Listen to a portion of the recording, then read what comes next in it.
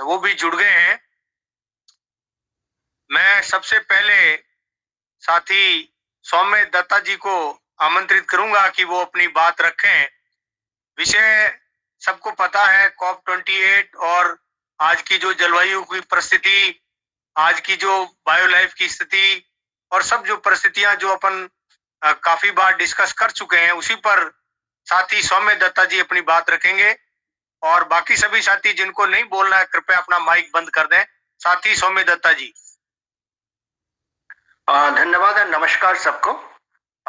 मैं जो समय कितना है, आधा घंटा 35 मिनट, कितना बोलना है मिलेगा?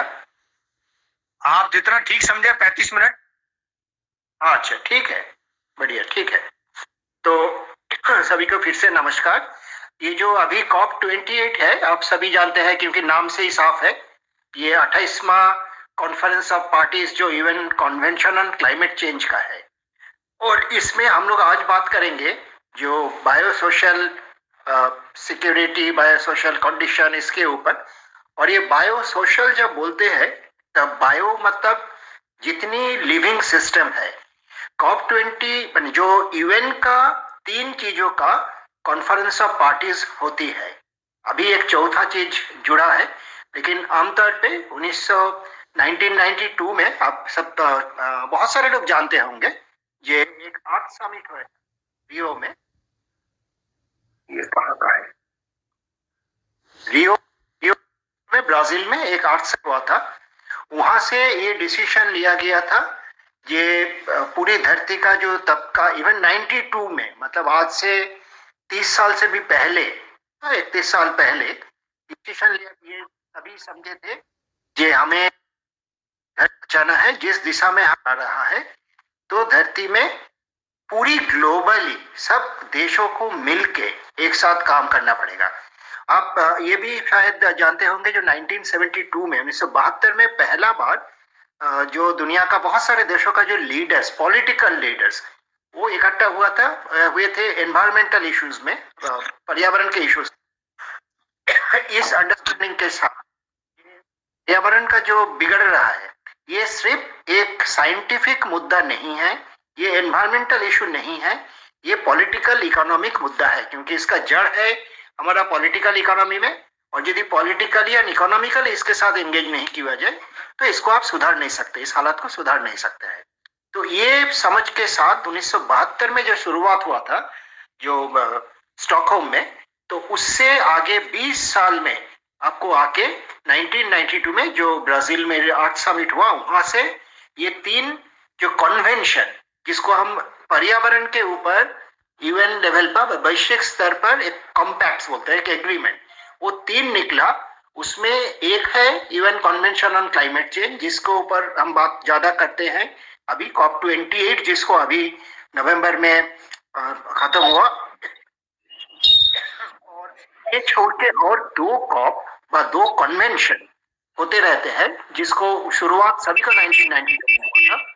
दूसरा जो है convention on biological diversity, UN convention on biological diversity, UNCBD, वो भी इक्वली इम्पोर्टेंट है। आज का डिस्कशन का टॉपिक के लिए वो बहुत इम्पोर्टेंट है, मैं उसमें थोड़ा छूना चाहूंगा। तीसरा जो इम्पोर्टेंट मुद्दा है, जो जरूरी मुद्दा है, जो जरूरी एक एग्रीमेंट हुआ था, वो है यूएनसीसीडी। तो मतलब एक तीसरी कॉम्पैक्ट, तीसरी एग्रीमेंट जो है United Nations convention on combating desertification.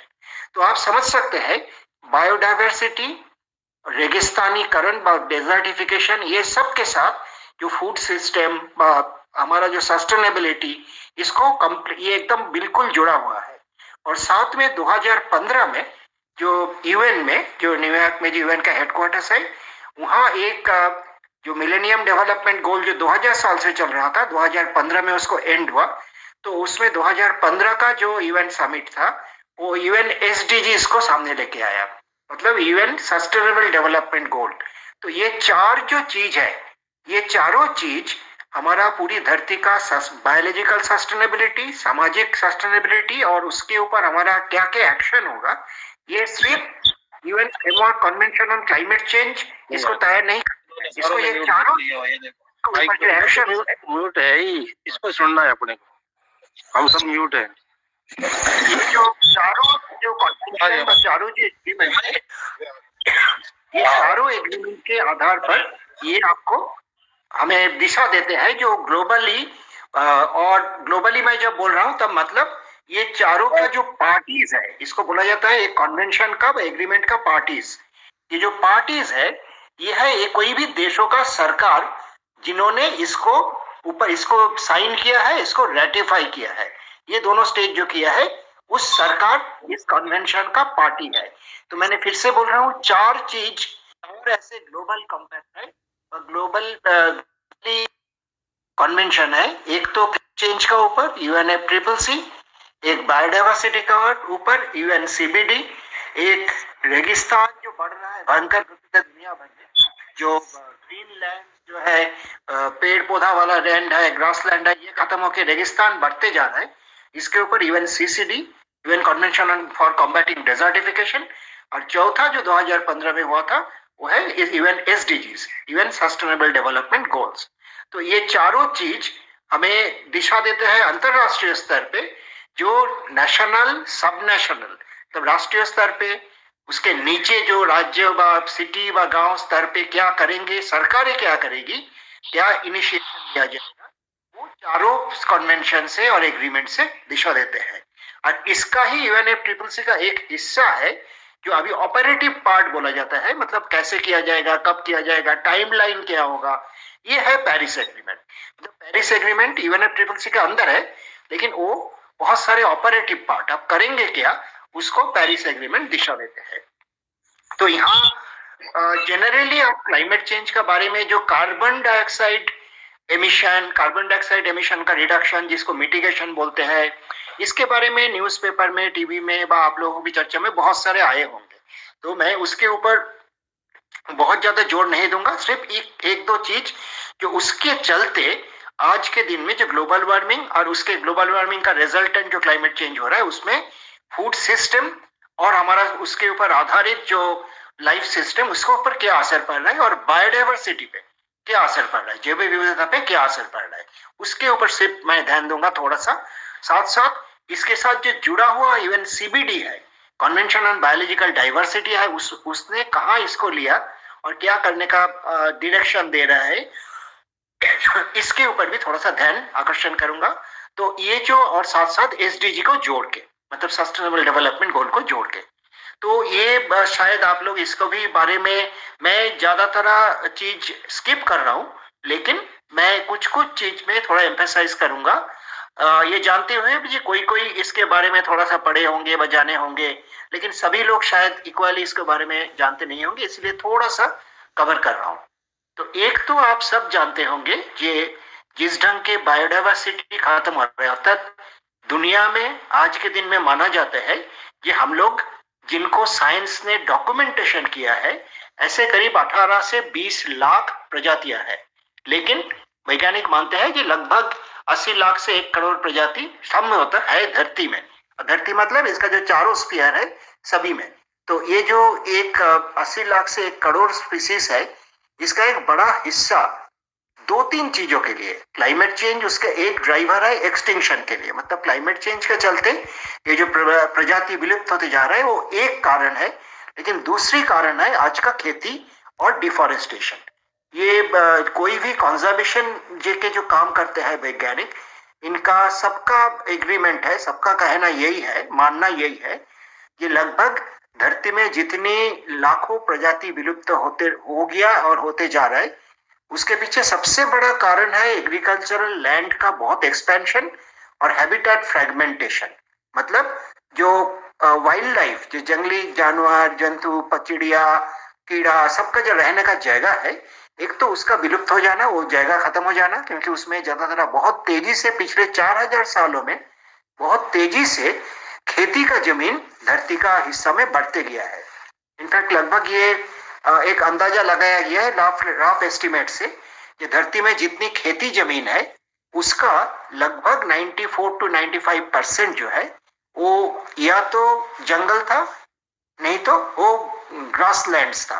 तो ग्रासलैंड को जला के या उसको काट के, और जंगल को जला के या काट के खेती का जमीन तैयार हुआ। तो ये जो एक बहुत बड़ा जहां वाइल्ड लाइफ रहता था उसको कन्वर्शन टू एग्रीकल्चरल लैंड, और दूसरा फ्रेगमेंटेशन, मतलब जहां वाइल्ड लाइफ का माने हैबिटेट है उस जगह बहुत टुकड़े टुकड़े में बांट गया, तो बहुत सारे वाइल्ड लाइफ इसमें सस्टेनेबली बच नहीं सकते हैं। तो ये दोनों चीज बायोडाइवर्सिटी के ऊपर बहुत ज्यादा असर कर रहा है। लेकिन ये भी मैं बता दूं फिर से, जो बायोडाइवर्सिटी के ऊपर UNFCCC जो क्लाइमेट का कॉप है, वो कॉप 27 से एक बड़ा डिसीजन लिया गया था जो मिस्र में हुआ था, शार्म एल शेख में, और अभी कॉप 28 में उसको रेनफोर्स किया गया। लेकिन इसका जो प्रधान जो इसका चर्चा और इसका डिसीजन लेना है, निर्णय लेते हैं, वो है UNCBD में। तो ये दोनों को मैंने थोड़ा थोड़ा जिक्र करूंगा। सॉरी। तो पहले ये जो बायोडाइवर्सिटी का बात किया, अब सब सुने होंगे जो इसका हम बोलते हैं छठा मास एक्सटिंक्शन। जैसे इसके पहले धरती का जो 455 से 60 करोड़ साल का जो इतिहास है, उसमें कम से कम 5 बार ऐसे बहुत बड़े पैमाने में प्रजाति का विलुप्तीकरण हुआ है। और ये बहुत सारे वैज्ञानिक मानते हैं कि छठा मास एक्सटिंक्शन मतलब प्रजाति का विलुप्तीकरण जो एक बहुत तेजी से बढ़ रहा है, उसको शायद हम शुरू कर दिया है, उसको अभी और रोक नहीं सकते हैं जो जिस स्थिति में अभी धरती है। और हर साल लगभग जो बैकग्राउंड एक्सटिंक्शन रेट, मतलब प्रकृति में भी कुछ कुछ प्रजाति कुछ विलुप्त होते हैं, कुछ नया प्रजाति का उद्भव होता है। लेकिन आज के दिन में ये जो प्रजाति का विलुप्तीकरण का रेट, लगभग एक चीज को हम बोलते हैं प्रकृति में स्वाभाविक जो रेट है, जिसको बैकग्राउंड एक्सटिंक्शन रेट बोलते हैं, उससे करीब 125 से गुना से ऊपर बढ़ चुका है। तो मतलब बहुत सारे वैज्ञानिक का मानना है, इसके ऊपर पूरा सहमत दुनिया भर में नहीं है, लेकिन बहुत सारे वैज्ञानिकों का मानना है जो मास एक्सटिंक्शन जो है छठा, वो शुरू हो चुका है। तो एक धरती का जो हम 9 प्लेनेटरी बाउंड्रीज की बात करते हैं, जिसमें धरती का सस्टेनेबिलिटी, धरती का सारे जीवन का सस्टेनेबिलिटी जो है 9 प्लेनेटरी बाउंड्रीज, उसमें 3 बहुत सारे साइंटिस्ट मान रहा है जो 3 को हम तोड़ चुके हैं और 3 या 4 टूटने का कगार पर है। तो इसमें सबसे बड़ा जो जिसके ऊपर बात करते हैं जो है बायोलॉजिकल डाइवर्सिटी, जो सस्टेनेबिलिटी ऑफ बायोडाइवर्सिटी, वो शायद हमारा प्रेजेंट स्थिति में, अभी का स्थिति में वो हम तोड़ चुके हैं। तो इसके ऊपर क्लाइमेट कन्वेंशन में पहले शुरू हुआ था, सीरियसली बहुत चर्चा शुरू हुआ था करीब 6 साल पहले। अब जानते हैं जो क्लाइमेट चेंज का ऊपर जो UN कन्वेंशन, जो UNFCCC, वो हर साल एक बार होता है, और बायोडाइवर्सिटी के ऊपर जो UN कन्वेंशन UNCBD, वो हर 2 साल में एक बार होता है। जैसे CBD के साथ जैसे UNCCD है जो डिजर्टिफिकेशन, रेगिस्तानीकरण के ऊपर जो UN कन्वेंशन है, वो 2 साल में एक बार होता है।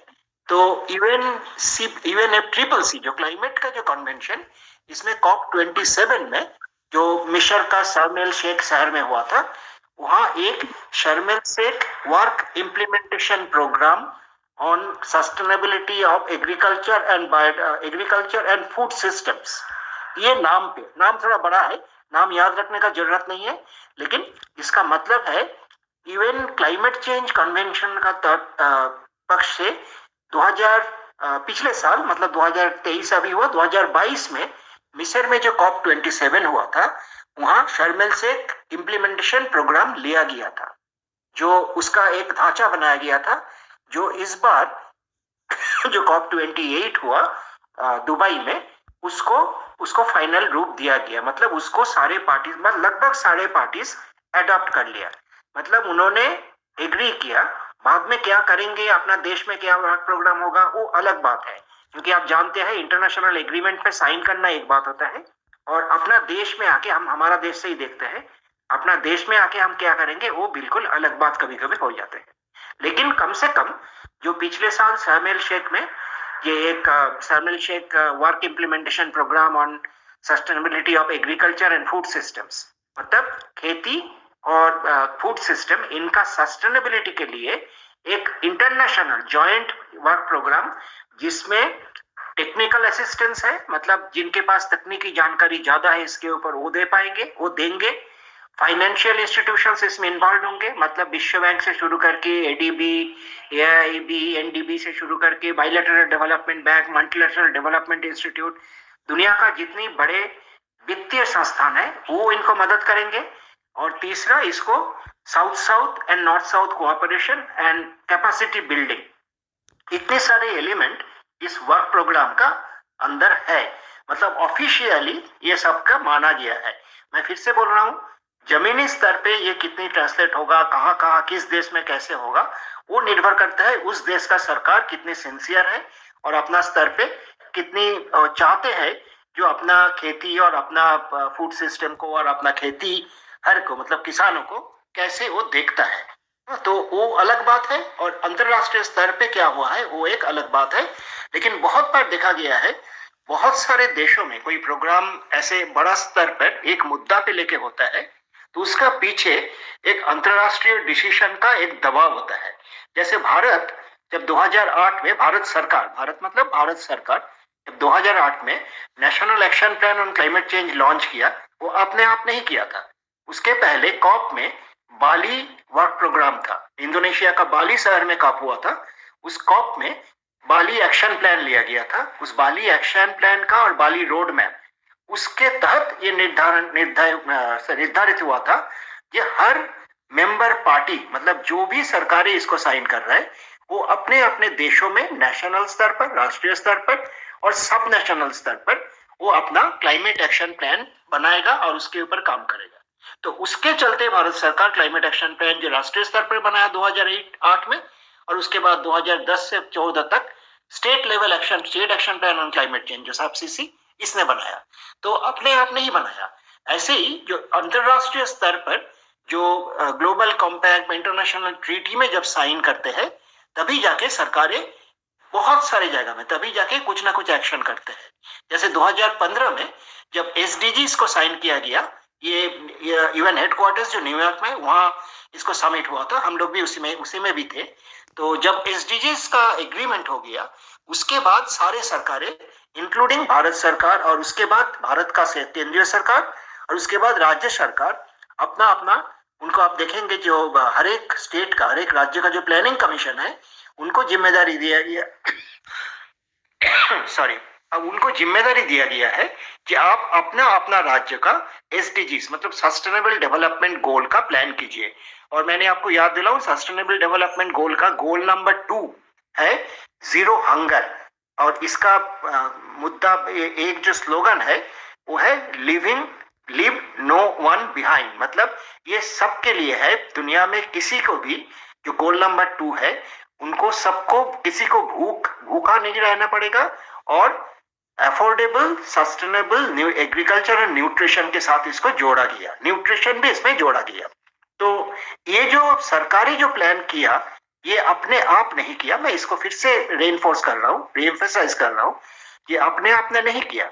जब इंटरनेशनल स्तर पर SDGs एग्रीमेंट में सरकारें साइन किया, इंक्लूडिंग भारत सरकार, उसके बाद भारत में SDGs का राष्ट्रीय स्तर पर एक मोटा मोटा ढांचा बनाया, और उसके बाद जो एक्चुअल काम होने वाला है वो है राज्य स्तर पर।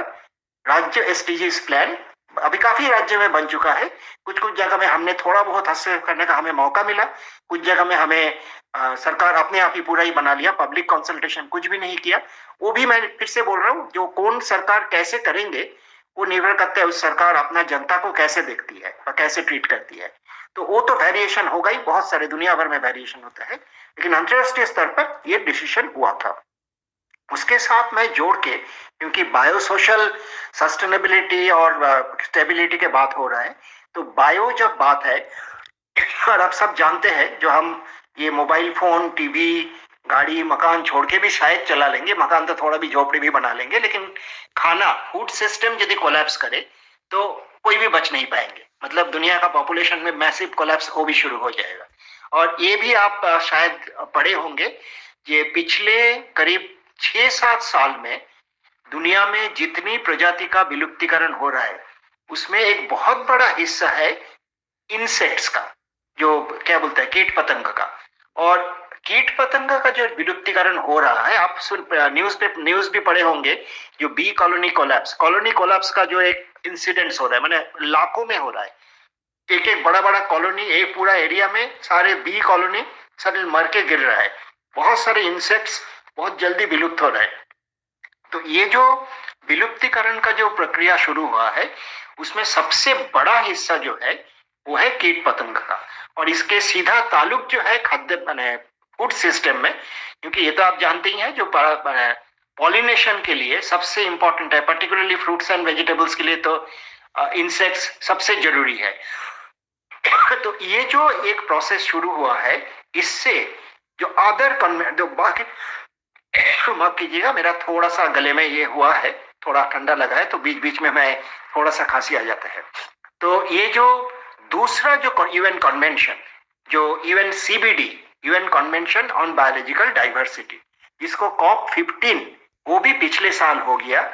उस कॉप 15 में 2 शहर में हुआ, एक तो चाइना का कुनमिंग और कनाडा का मॉन्ट्रियल, तो दोनों में डिवाइड करके हुआ। जैसे यूएन क्लाइमेट कॉप एक ही शहर में हुआ, जो सीबीडी बायोडाइवर्सिटी कॉप दोनों शहर में हुआ, कुछ कुछ प्रोग्राम इधर हुआ, कुछ प्रोग्राम उधर हुआ। तो ये एक बड़ा प्रोग्राम, एक बड़ा डिसीजन, प्रोग्राम नहीं, एक डिक्लेरेशन और एक बड़ा डिसीजन लिया गया जो बायोडाइवर्सिटी को सस्टेन करने के लिए फूड सिस्टम से जोड़ के, और उसको बोला जाता है कुनमिंग मॉन्ट्रियल वर्क प्रोग्राम। ये दोनों जो शहर में हुआ, कॉप 15 जो बायोडाइवर्सिटी का यूएन कॉप 15, उसको दोनों शहर में Kunming Montreal work program on food systems and biodiversity. तो बायोडाइवर्सिटी उसका प्राइमरी गोल है, उसमें काफी सारे डिसीजन लिया गया है, इंक्लूडिंग जो धरती का कितने हिस्सा को कंजर्वेशन किया जाना चाहिए वह करेंगे।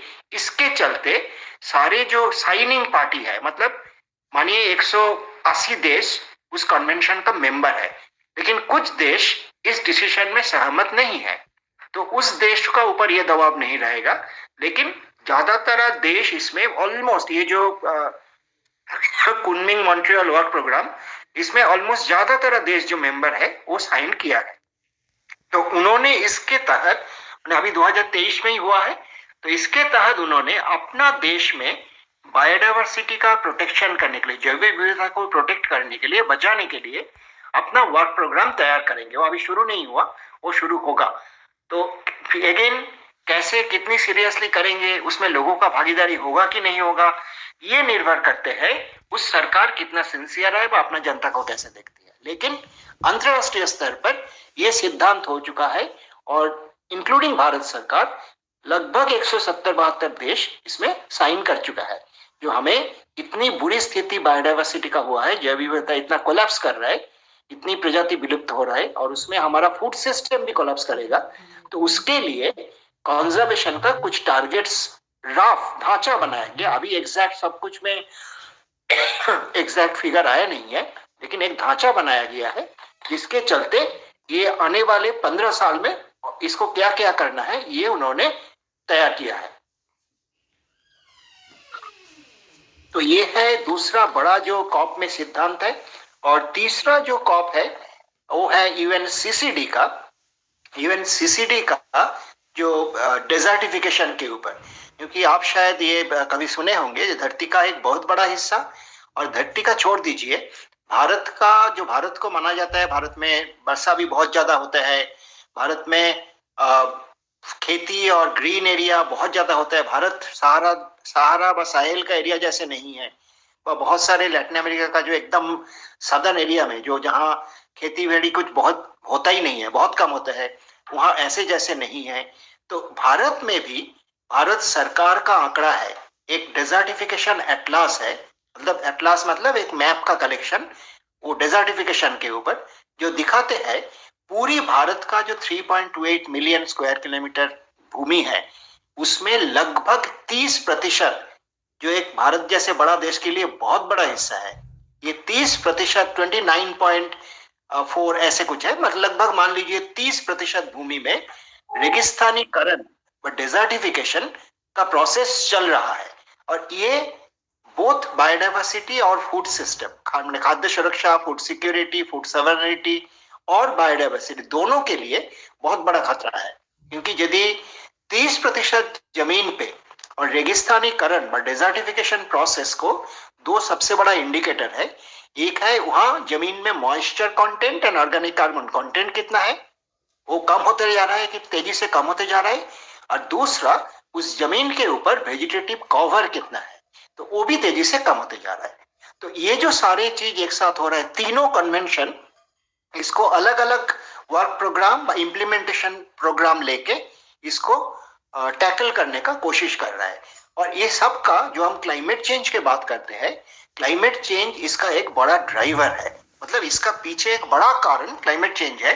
और जो global warming, green house gas को एक्यूमुलेट होना, ग्लोबल वार्मिंग, इसका एक बड़ा कारण है। लेकिन ये सिर्फ लैंड व जमीन के ऊपर जो खाद्य सुरक्षा है उसके साथ जुड़ा हुआ सिर्फ नहीं है, क्योंकि ये भी आप जानते होंगे कि पिछले करीब 50-60 साल में ये स्टडीज काफी ढंग से हुआ है, दुनिया का सारे समुद्र में हुआ है। जो समुद्र में सिर्फ तापमान जो बढ़ रहा है वही नहीं है, ये जो कार्बन डाइऑक्साइड जो इंडस्ट्री से और ट्रांसपोर्टेशन से, खेती से, सभी से, बिजली उत्पादन से उत्सर्जन हो रहा है, उसका एक बड़ा हिस्सा करीब 25 से 30% वो समंदर का पानी में घुलता है। और उस घुलने के कारण समंदर का पानी जो नॉर्मली एक बेसिक है वो धीरे धीरे एसिडिक बनते जा रहा है, थोड़ा सा एसिडिफिकेशन हो रहा है।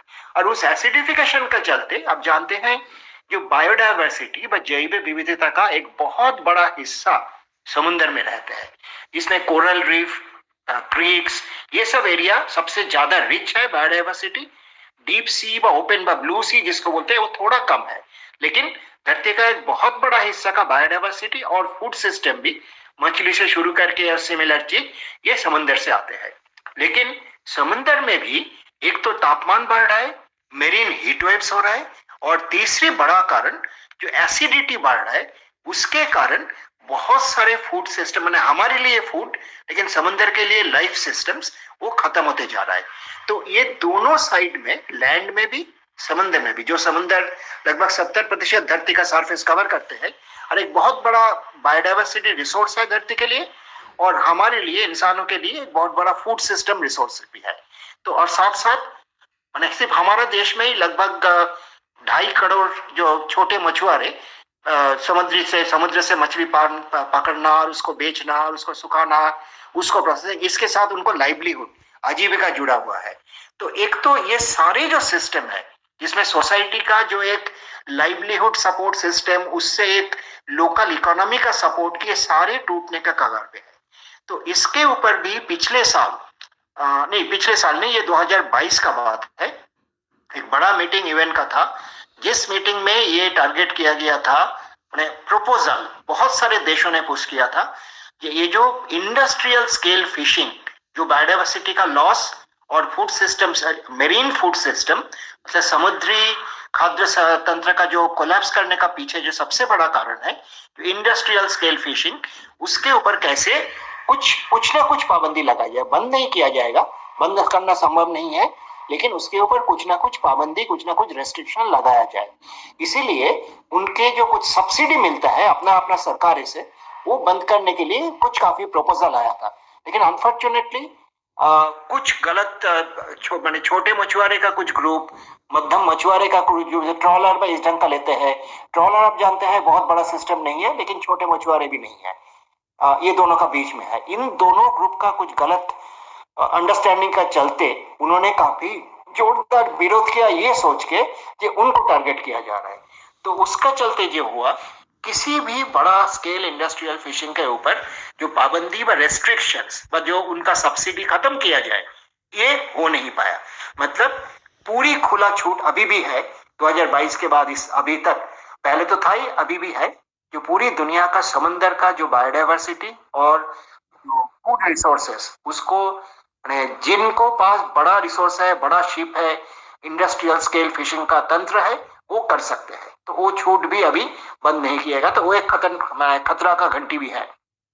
तो ये जो सारे तरफ से जो biological diversity and food system, इसका खतरा के बाद आप समझ रहे हैं, लेकिन इसको टैकल करने के लिए कुछ प्रपोजल जो मैंने बोला, जैसे शर्म एल शेख इम्प्लीमेंटेशन वर्क के बाद मैंने किया, फिर कुनमिंग मॉन्ट्रियल वर्क प्रोग्राम के बाद किया, ये दोनों वैश्विक स्तर पर है। मतलब फिर से मैं रिपीट करूं, जो वैश्विक स्तर में प्रोग्राम होने का मतलब है जितनी सरकारें इसमें सिग्नेटरीज है, साइन किया है और बाद में रेटिफाई कर रहे हैं, मैंने हमारे देश में तो एक बार सरकार मान लेते हैं, साइन कर देता है तो होता है, तो उसमें उस प्रोग्राम के ऊपर वो सारे सरकार अपना देश में इसको लागू करने के लिए उसके बाद से प्रोग्राम शुरू करेगा, वह कर दिया होगा। जो एक्टिव गवर्नमेंट है उन्होंने प्रोग्राम शुरू कर दिया है, जो उतना एक्टिव नहीं है उसको शुरू करना है, लेकिन सभी को करना है, ये उनका कमिटमेंट है क्योंकि उन्होंने उस एग्रीमेंट में साइन किया। तो ये तो चला है, लेकिन चौथी एक चीज मैंने बोलना चाहूंगा, ये लेके कुछ कंट्रोवर्सी भी है। ये पिछले बार ग्लासगो में जो COP26 हुआ था 2 साल पहले, यूनाइटेड किंगडम का, मतलब स्कॉटलैंड का शहर ग्लासगो में जो हुआ था, उसमें एक प्रपोजल आया था जिसको बोला जाता है 30x30। उस 30x30 का मतलब है वो बायोडाइवर्सिटी के साथ ज्यादातर जुड़ा हुआ है, ये है, लेकिन वो क्लाइमेट चेंज कन्वेंशन से निकल के आया है, लेकिन वो बायोडाइवर्सिटी के साथ ज्यादा जुड़ा हुआ है।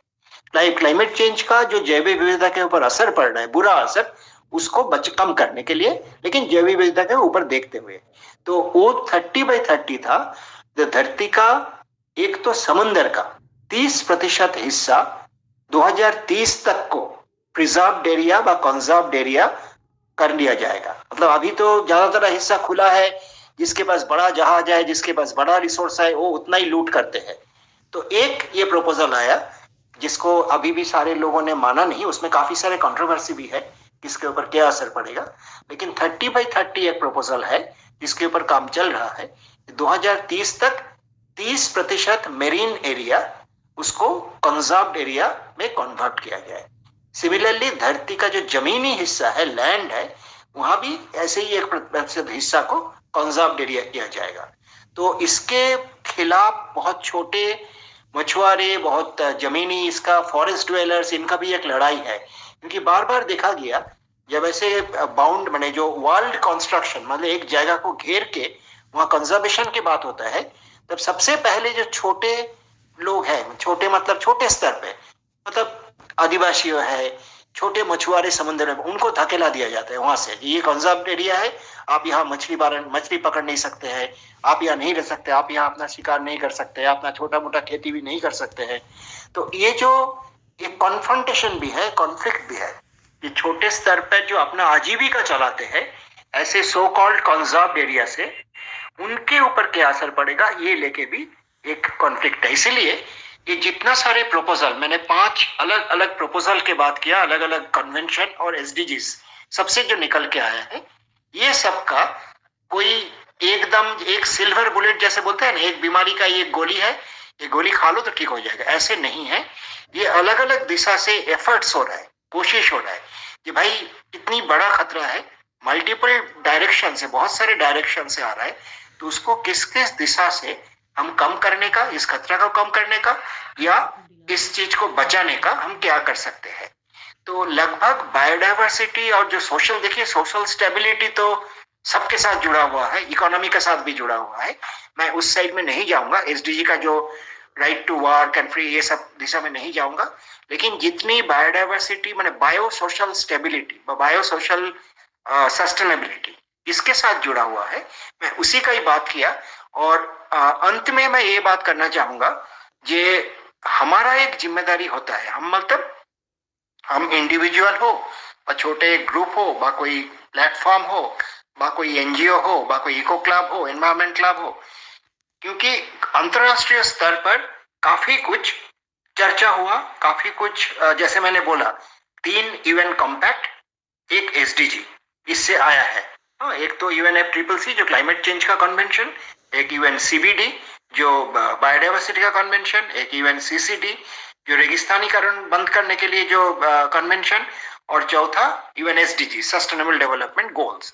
तो इसमें क्या डिसीजन, क्या सिद्धांत लिया जा रहा है, किन किन एरिया में जो हमारे लिए रिलेवेंट है, वो क्या क्या सिद्धांत है, उसका क्या इन कॉन्सिक्वेंस है, वो इम्प्लीमेंट करने में पहला क्या हमारे सरकार किया है। जैसे क्लाइमेट एक्शन प्लान्स तो बनाया है, क्या बायोडाइवर्सिटी के ऊपर सरकार इस ढंग का कुछ प्लान बनाया, क्या रेगिस्तानीकरण रोकने के लिए, क्योंकि सरकार का अपना आंकड़ा है जो मैंने बोला, जो डिजर्टिफिकेशन एटलास ऑफ इंडिया है, उसका आंकड़ा है लगभग 30% जमीन भारत का रेगिस्तानीकरण चल रहा है। तो क्या सरकार का इस ढंग का कुछ प्लान है? और रेगिस्तानीकरण आप जानते हैं, रेगिस्तानीकरण यदि ग्रीन एरिया में होगा, और ऐसे रेगिस्तानीकरण सिर्फ राजस्थान गुजरात के बात नहीं हो रहा है, वो मैप आप देखेंगे तो उसमें नागालैंड जैसे हिस्सा भी है। मतलब नागालैंड जैसे इतनी बारिश होने वाला, इतना घना जंगल भरा एरिया है, जहां का भी जमीन, काफी सारे एरिया का जमीन, वहां का वेजिटेटिव कवर खत्म हो रहा है, वहां का बायोलॉजिकल कार्बन कंटेंट कम होते जा रहा है, और वहां मॉइस्चर कंटेंट जमीन में कम होते जा रहा है। इसको रेगिस्तानीकरण का प्रोसेस बोलते हैं। तो ये जो प्रोसेस चल रहा है, ये बंद करने के लिए हमारे सरकार क्या प्लान लिया, उसमें कंपोनेंट्स क्या है, वो हमारे साथ किसी को कंसल्टेशन करके या ना करके कर रहा है, उसको निकाल के बाहर लाना। जैसे हम लोगों ने 2011 से शुरू किया था, जब पहला क्लाइमेट एक्शन प्लान शुरुआत होने वाला था, हम लोगों ने काफी राज्य सरकार के साथ इसके ऊपर चर्चा किया। बहुत दिन लड़ाई करने के बाद पहला मणिपुर से शुरू करके 8 राज्य का स्टेट एक्शन प्लान का ऊपर पब्लिक कंसल्टेशन करवाने में हम लोग सफल रहे थे, ये 2011 से 2015 के बीच में।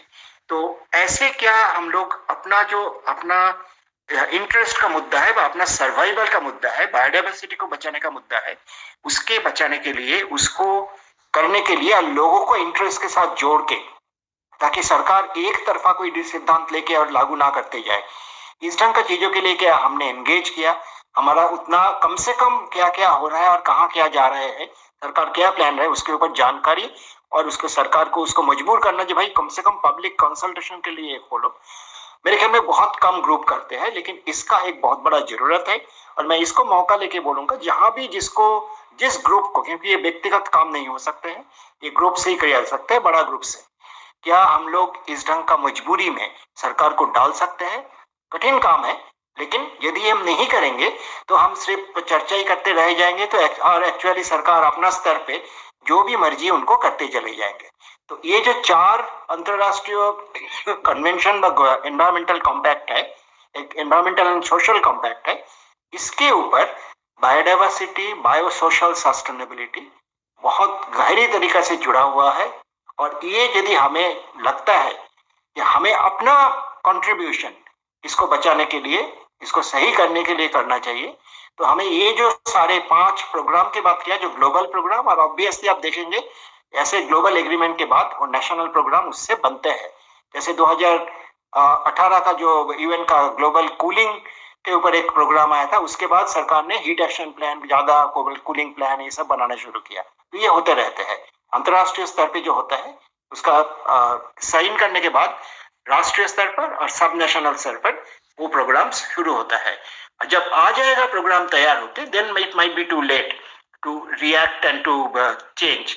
तो जब प्रोग्राम बन रहा होता है, उसी टाइम हस्तक्षेप करना पब्लिक बॉडीज को, जनता का बॉडीज को बहुत इंपॉर्टेंट है।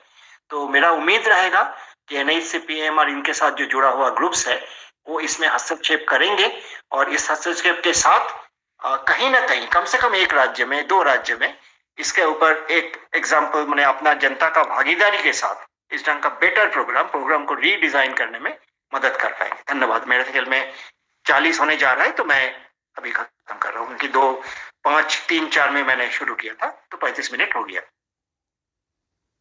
धन्यवाद सौम्य दत्ता जी, आपने